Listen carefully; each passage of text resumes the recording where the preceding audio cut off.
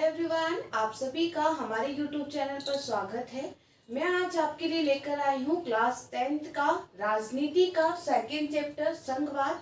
हम देखेंगे इस चैप्टर में कि संघवाद क्या है, संघवाद के प्रकार क्या हैं, लक्षण क्या है, किसी भी देश को संघवादी राज्य व्यवस्था क्या कब कहेंगे। तो संघवाद क्या है, आप सबसे पहले जाने कि संघ का मतलब क्या होता है। संघ का मतलब होता है यूनिट या यूनियन। क्या होता है? यूनियन। और वाद का अर्थ क्या होता है? वाद का अर्थ होता है विचारधारा।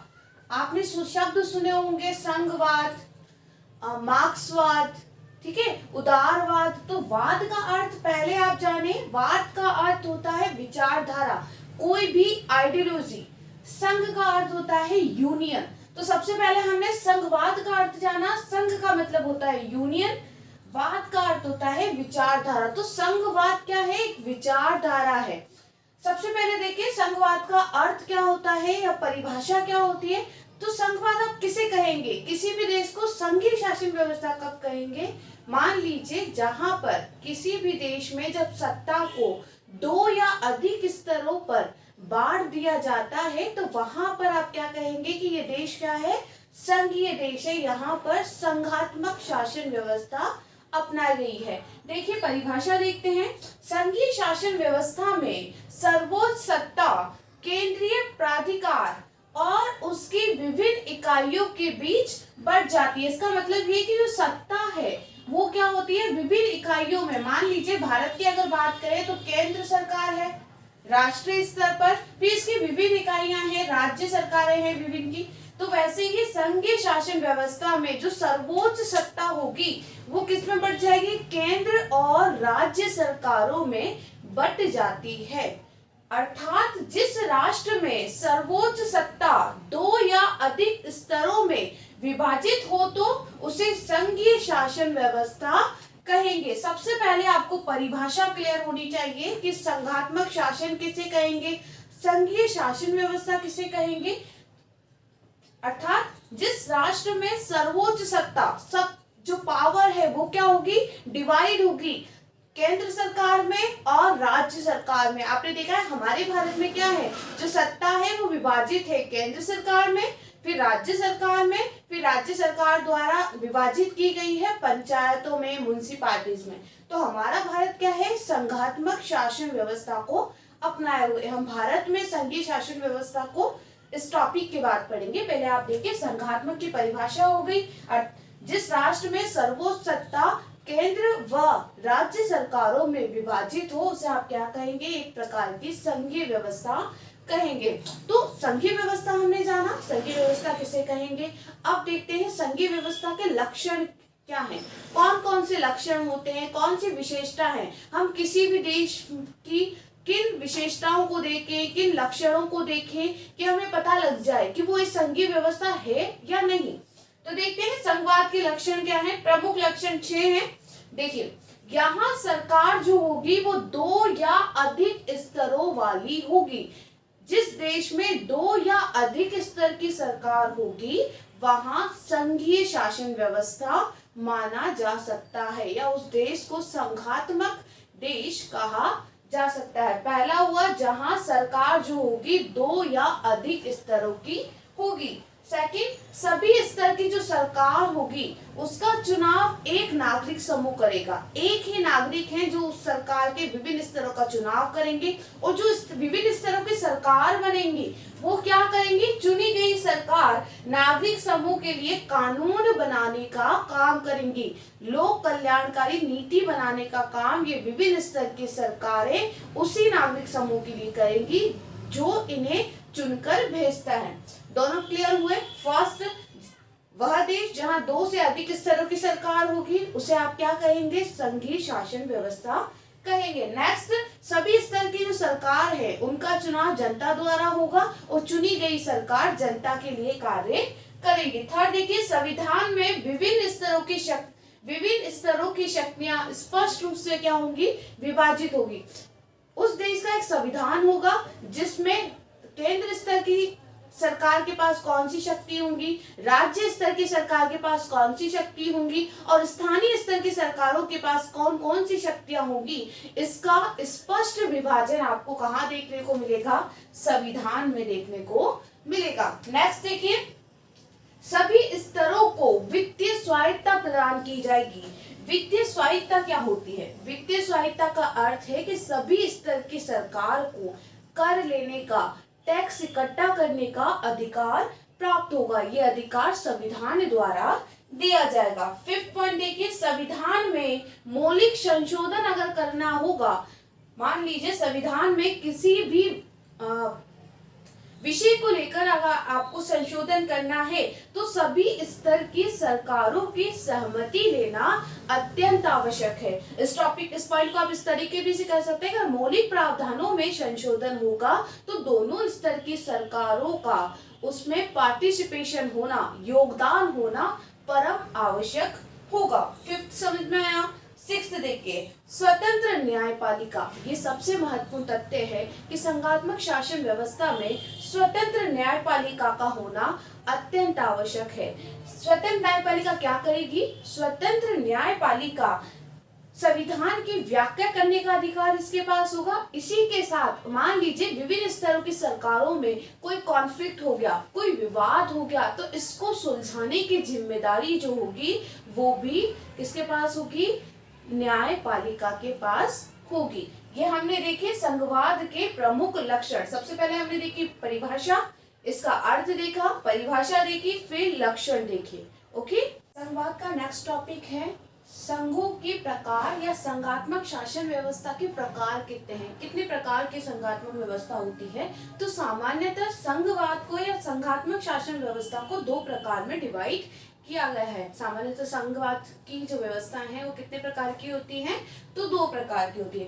पहला coming together, okay, second holding together. First model coming together, second holding together. ये इंग्लिश वर्ड है, थोड़ा सा कॉपरेट करें, कुछ इंग्लिश वर्ड भी आपको याद होनी चाहिए। फिर भी हम हिंदी से स्टार्ट करते हैं। पहला मॉडल होगा दो या अधिक स्वतंत्र राष्ट्रों को मिलाकर एक बड़ी इकाई बना देना। मान लीजिए ये कितने बहुत सारे राष्ट्र हो गए, ठीक है। स्वतंत्र राष्ट्रों को मिलाकर एक बड़ी इकाई बनाने वाला क्या है? एक संघात्मक प्रकार है, ठीक। इसमें देख सेकंड, बड़े देश द्वारा अपनी आंतरिक विविधता को ध्यान में रखकर कई राज्यों का गठन कर देना। थोड़ा कंफ्यूजन हो रहा होगा, आइए एक एक करके समझते हैं। दो या अधिक स्वतंत्र राष्ट्र, मान लीजिए अगर आप अमेरिका की बात करें, किसकी बात करें? अमेरिका की। तो अमेरिका में क्या हुआ है? 50 स्वतंत्र राज्यों ने मिलकर क्या बनाया है? 50 स्वतंत्र राज्यों ने मिलकर एक यूनियन बनाया है, एक संघ बनाया है। क्या बनाया है? एक संघ बनाया है। तो इसका मतलब क्या है? जब एक से अधिक स्वतंत्र राज्य मिलकर एक बड़ी इकाई का गठन करते हैं तो इस मॉडल को कमिंग टुगेदर मॉडल कहते हैं। फिर से समझें, जब विभिन्न स्वतंत्र राज्य, एक से अधिक राज्य मिलकर एक बड़ी इकाई का गठन करते हैं तो इसे कमिंग टुगेदर मॉडल कहा जाता है। ये क्या है? ये संघात्मक शासन व्यवस्था का ही एक प्रकार है। क्लियर है? फिर इसका देख लीजिए, कमिंग टुगेदर मॉडल भी इसे कहते हैं, ये भी है इसका नाम और ये भी। इसमें राज्य सरकारें जो होंगी वो अधिक शक्तिशाली होंगी। मान लीजिए 50 राज्यों ने मिलकर क्या बनाया है? एक संघ बनाया है। तो एक क्या होगी? एक केंद्रीय सरकार होगी जो राष्ट्रीय स्तर की होगी और विभिन्न राज्यों की, 50 राज्यों की क्या होगी? राज्य सरकारें होंगी। लेकिन इस मॉडल में राज्य सरकारों के पास ज्यादा शक्तियां होती हैं, राज्य सरकार ज्यादा पावरफुल होती है। अगर ये राज्य सरकार, ये राज्य इस देश से, इस यूनियन से बाहर निकलना चाहें तो ये निकल सकते हैं। इनके पास केंद्र की तुलना में अधिक शक्तियां होती हैं। तो क्लियर हुआ? ये कमिंग टुगेदर मॉडल है जिसमें दो या दो से अधिक स्वतंत्र राष्ट्र मिलकर एक बड़ी इकाई का गठन करते हैं तो इसे आप क्या कहेंगे? Coming together model. ये क्या है? संघात्मक शासन व्यवस्था का एक प्रकार है। इसमें देखा राज्य सरकारें जो होंगी वो अधिक शक्तिशाली होंगी। अगर ये राज्य सरकारें इस यूनियन से, इस इकाई से बाहर निकलना चाहती हैं तो ये आराम से उस यूनियन से बाहर निकल सकती हैं। उदाहरण देखें कौन कौन से देशों में है, तो अमेरिका, स्विट्जरलैंड और ऑस्ट्रेलिया। अमेरिका का मैंने आपको बताया 50 राज्यों ने मिलकर, 50 स्वतंत्र राज्यों ने मिलकर एक बड़ी इकाई का गठन किया है। तो अमेरिका कमिंग टुगेदर मॉडल का उदाहरण है, स्विट्जरलैंड कमिंग टुगेदर मॉडल का उदाहरण है, और ऑस्ट्रेलिया में भी इसी प्रकार से बहुत सारे राज्यों ने मिलकर एक बड़ी इकाई का गठन किया है। आई थिंक क्लियर हो गया होगा। नेक्स्ट, बड़े देश द्वारा अपनी आंतरिक विविधता को, मान लीजिए भारत क्या है, बहुत बड़ा देश है, इसमें बहुत सारी जातीय विविधता है, आंतरिक विविधता है, भाषाई विविधता है, बहुत सारी विविधता है। तो एक बड़े देश द्वारा अपनी आंतरिक विविधता को ध्यान में रखकर क्या कर दिया जाता है, पूरी इकाई को कई राज्यों में बांट दिया जाता है। पूरी इकाई को क्या कर देते हैं, कई राज्यों में बांट दिया जाता है। तो इस मॉडल को कहते हैं होल्डिंग टुगेदर। ठीक है, इसमें कोई देश आकर नहीं जुड़ रहा है, कोई भी स्वतंत्र देश आके नहीं जुड़ रहा है, बल्कि एक बड़ी इकाई अपनी जातीय विविधता या अपनी विविधताओं के कारण कई छोटे छोटे राज्यों में क्या हो जाती है, डिवाइड हो जाती है। तो इसे होल्डिंग टुगेदर मॉडल कहा जाता है। इसमें केंद्र सरकार, याद रखें, इसमें केंद्र सरकार सबसे शक्तिशाली होती है। क्यों, हम केंद्र सरकार ने तो क्या किया है, विविधता को देखते हुए राज्यों का गठन किया है, तो इसमें केंद्र सरकार अधिक शक्तिशाली होती है। उदाहरण देखें, जैसे बेल्जियम, आपने राजनीति का पहला चैप्टर पढ़ा होगा, मेरे यूट्यूब पर इस चैप्टर की पूरी वीडियो है जहाँ पर सत्ता की साझेदारी हमने पढ़ा था। तो बेल्जियम में भी आपने क्या देखा था, सत्ता की साझेदारी को देखा था। वहां पर क्या किया गया है, होल्डिंग टुगेदर मॉडल को अपनाया गया है। वहां पर जातीय विविधता, भाषाई विविधता को ध्यान में रखकर 4 स्तर की सरकार बनाई गई थी और कई राज्यों में डिवाइड कर दिया गया था। स्पेन में ऐसा है, भारत में भी ऐसा है। भारत में होल्डिंग टुगेदर मॉडल को अपनाया है। भारत एक बड़ी इकाई है जिसने अपनी विविधता को ध्यान में रखकर कई राज्यों का गठन किया है। भारत में कितने राज्य हैं, तो 28 राज्य हैं। भारत में कितने राज्य हैं, 28 राज्य हैं। और कितने केंद्र शासित प्रदेश हैं, तो 8 केंद्र शासित प्रदेश हैं। आई होप आपको ये टॉपिक क्लियर हुआ होगा। संघवाद का हमने अर्थ जाना, लक्षण जाना, संघवाद की विशेषताएं हमने समझी। उसके बाद हमने नेक्स्ट टॉपिक है, क्या भारत संघीय राष्ट्र है, क्या भारत में संघीय शासन व्यवस्था है।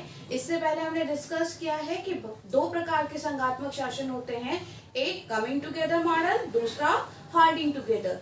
एक में क्या होता है, स्वतंत्र राष्ट्र आकर क्या होते हैं, जुड़ जाते हैं, और दूसरे में एक बड़ी इकाई विभिन्न राज्यों में बट जाती है। क्यों, अपनी विविधता को लेकर। ये दोनों मॉडल हमने जाने। उसके बाद नेक्स्ट टॉपिक है, क्या भारत संघीय राष्ट्र व्यवस्था है। क्या आपको लगता है कि जिस देश में आप रहते हैं वो एक संघात्मक शासन है। एक बार सोचिए, ऐसा कुछ है या नहीं।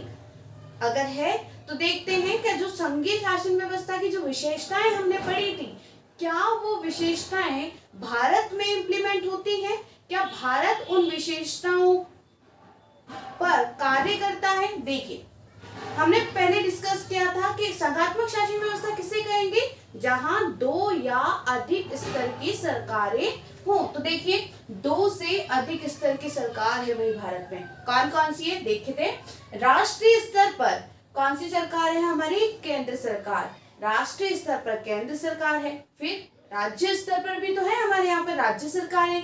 उसके बाद हमने क्या किया, 73वें और 74वें संविधान संशोधन द्वारा, इसे याद रखें, 73वां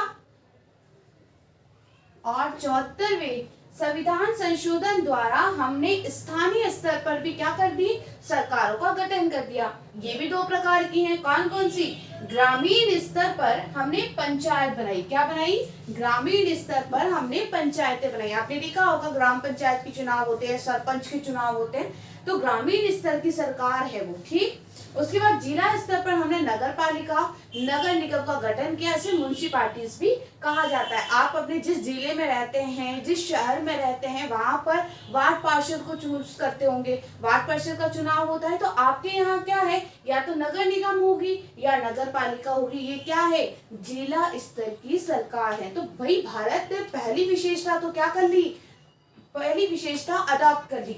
2 से अधिक स्तर की सरकार है भाई भारत में। कौन कौन सी, राष्ट्रीय स्तर पर केंद्र सरकार, राज्य स्तर पर राज्य सरकारें हैं, जैसे राजस्थान सरकार, मध्य प्रदेश सरकार, हरियाणा सरकार, दिल्ली सरकार। तो अलग अलग राज्यों की क्या है, अलग अलग सरकारें हैं। फिर स्थानीय स्तर पर भी हमने थोड़ा दिमाग लगाया और हमने क्या किया, संविधान में 73वां और 74वां संविधान संशोधन किया और स्थानीय स्तर पर भी सरकार लेकर आ गए।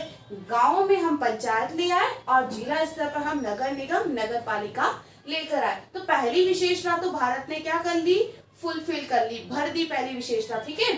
सेकंड, संविधान में शक्तियों का स्पष्ट विभाजन। हमने देखा था संघवाद की जो विशेषताएं हमने पढ़ी थी, उसमें हमने देखा था कि संविधान में क्या होना चाहिए, शक्तियों का स्पष्ट विभाजन होना चाहिए। तो क्या भारत ने ये विशेषता पूरी की है, तो हाँ। देखिए 7वीं अनुसूची है हमारे संविधान में, 12 अनुसूचियां हैं। कितनी अनुसूचियां हैं, 12। उसमें से 7वीं अनुसूची में 6 सूचियों में शक्तियों का विभाजन किया गया। सॉरी, 7वीं अनुसूची में 3 सूचियों में शक्तियों का विभाजन किया गया है। ये 3 सूचियां कौन सी हैं, चलो जानते हैं। पहली है संघ सूची। कौन सी सूची, संघ सूची।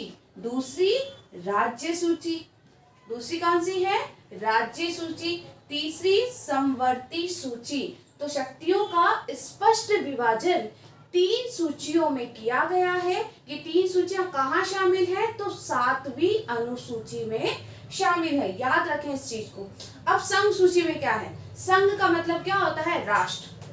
तो इसमें क्या होंगे, इसमें राष्ट्रीय महत्व के विषय शामिल होंगे। तो इसमें राष्ट्रीय विषय के महत्व शामिल होंगे। संघ सूची में सभी विषय पूरे देश के महत्व के लिए शामिल होंगे। जैसे कौन कौन सा, जैसे संचार हो गया, विदेशी व्यापार हो गए, ठीक है, मुद्रा हो गई। आपके देश में कौन सी करेंसी चलती है, ये राज्य सरकारें नहीं तय करती हैं, ये केंद्र सरकार तय करती है। बैंकिंग हो गया, आपके यहाँ बैंक जो कार्य करते हैं वो किसके नियम अनुसार काम करते हैं, आरबीआई के अनुसार काम करते हैं या केंद्र सरकार के अनुसार कार्य करते हैं। संघ सूची देखा, इसमें कौन कौन से विषय हैं वो देखा। इसके अलावा बहुत सारे विषय हैं, मैंने कुछ आपको उदाहरण के तहत बता दिए हैं। संघ सूची में संचार, विदेशी व्यापार, मुद्रा, बैंकिंग को शामिल किया जाता है। संघ सूची में क्या है, तो राष्ट्रीय महत्व के सभी विषय संघ सूची में शामिल होंगे। अब संघ सूची पर कानून कौन बनाएगा, संघ सूची में जो विषय शामिल हैं उन पर कानून बनाने का अधिकार किसका होगा, तो कानून बनाने का अधिकार केंद्र सरकार के पास होगा। आप याद रखें, इस पर कानून कौन बनाएगा, करेंसी पे कानून कौन बनाता है, हमारी भारतीय सरकार। मुद्रा पर, बैंकिंग पर, व्यापार पर, ये सभी कानून बनाने का काम हमारी राष्ट्रीय सरकार करती है। क्लियर है। फिर राज्य सूची, राज्य सूची में स्थानीय महत्व के विषय शामिल होंगे या राज्य महत्व के विषय शामिल होंगे। जैसे पुलिस, आपके राज्य की जैसे अलग अलग, जैसे Rajasthan police, Madhya Pradesh police, Uttar Pradesh police. तो पुलिस क्या है, एक राज्य सूची का विषय है। हर राज्य की अलग अलग पुलिस होती है। स्वास्थ्य, जब हेल्थ की बात आती है तो ये कौन सी लिस्ट में शामिल है, कौन सी सूची में शामिल है, तो ये राज्य सूची में शामिल है।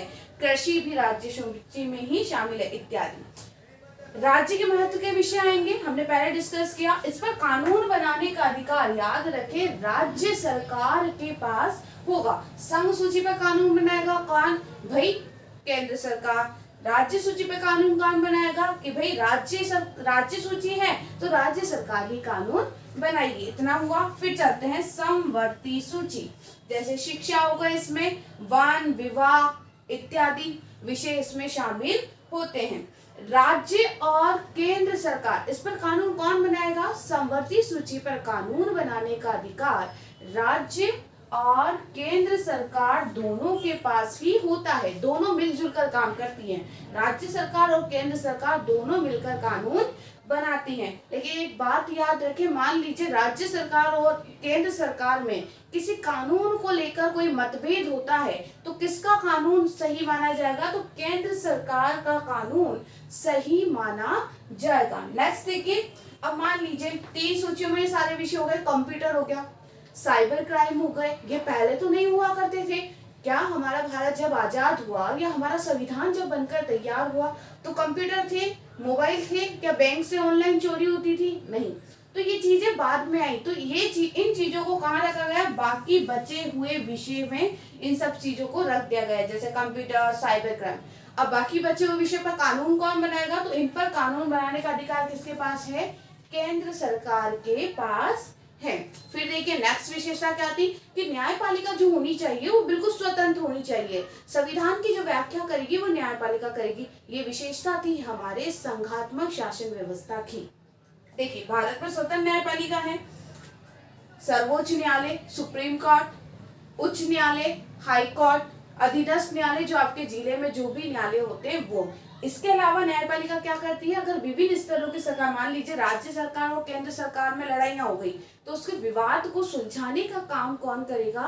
न्यायपालिका करेगी। इसके अलावा संविधान की व्याख्या करने का अधिकार भी किसके पास होगा? न्यायपालिका के पास ही होगा। आई होप आपको समझ में आ गया होगा कि भारत क्या है। क्या भारत संघीय राष्ट्र व्यवस्था है? तो अब इसका जवाब क्या होगा? भाई ये सोच रहे हैं तो हम क्या जवाब देंगे? हाँ, भारत क्या है? एक संघात्मक शासन व्यवस्था है।